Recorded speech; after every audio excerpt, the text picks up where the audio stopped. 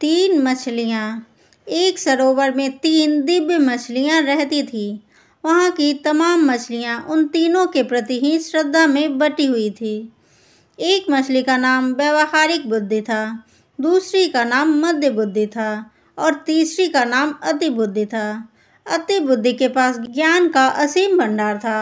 वह सभी प्रकार के शास्त्रों का ज्ञान रखती थी। मध्यम बुद्धि को उतनी ही दूर तक सोचने की आदत थी जिससे उसका वास्ता पड़ता था। वह सोचती कम थी, परंपरागत ढंग से अपना काम किया करती थी। व्यावहारिक बुद्धि न परंपरा पर ध्यान देती थी और न ही शास्त्र पर। उसे जब जैसी आवश्यकता होती थी निर्णय लिया करती थी और आवश्यकता ना पड़ने पर किसी शास्त्र के पन्ने तक नहीं उलटती थी।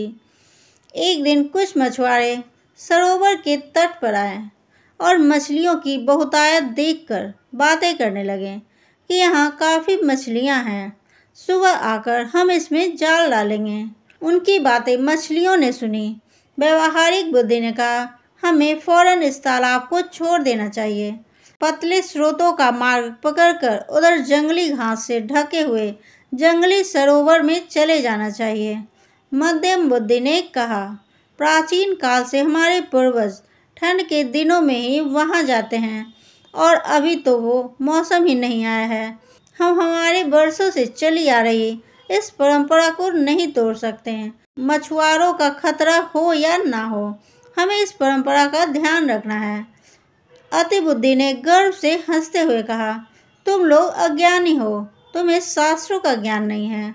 जो बादल गरजते हैं वे बरसते नहीं। फिर हम लोग 1000 तरीकों से तैरना जानते हैं। पानी के तल में जाकर बैठने की समर्थता है। हमारे पूंछ में इतनी शक्ति है कि हम जालों को फाड़ सकती हैं। वैसे भी कहा गया है कि संकटों से घिरे हुए हो तो भी अपने घर को छोड़कर परदेश चले जाना अच्छी बात नहीं है।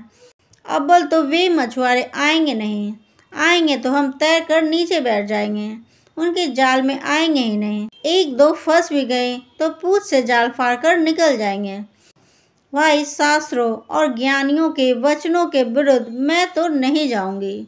व्यावहारिक बुद्धि ने कहा, मैं शास्त्रों के विरुद्ध में नहीं जानती, मगर मेरी बुद्धि कहती है कि मनुष्य जैसे ताकतवर और भयानक शत्रु की आशंका सिर पर हो तो भाग कर कहीं छुप जाओ। ऐसा कहते हुए वह अपने अनुयायियों को लेकर चल पड़ी। मध्यम बुद्धि और अति बुद्धि अपनी परंपरा और ज्ञान को लेकर वहीं रुक गई। अगले दिन मछुआरों ने पूरी तैयारी के साथ आकर वहां जाल डाला और उन दोनों की एक न चल सकी। जब मछुआरे उनके विशाल शरीर को टांग रहे थे तब व्यावहारिक बुद्धि ने गहरी सांस लेकर कहा, इनके शास्त्रों का ज्ञान ने ही धोखा दिया। काश इनमें थोड़ी व्यावहारिक बुद्धि भी होती।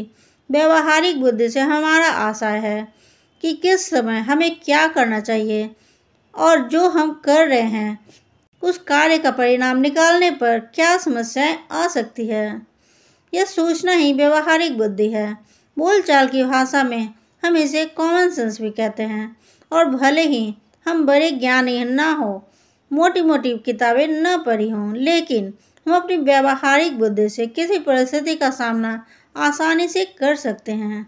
दोस्तों, ये मोरल स्टोरी आपको कैसी लगी कमेंट करना ना भूलें। अच्छी लगी तो इसे लाइक करें, अपने दोस्तों के साथ शेयर करें। ऐसी वीडियो देखने के लिए मेरे चैनल को भी सब्सक्राइब करें। तब तक के लिए थैंक्स फॉर वॉचिंग।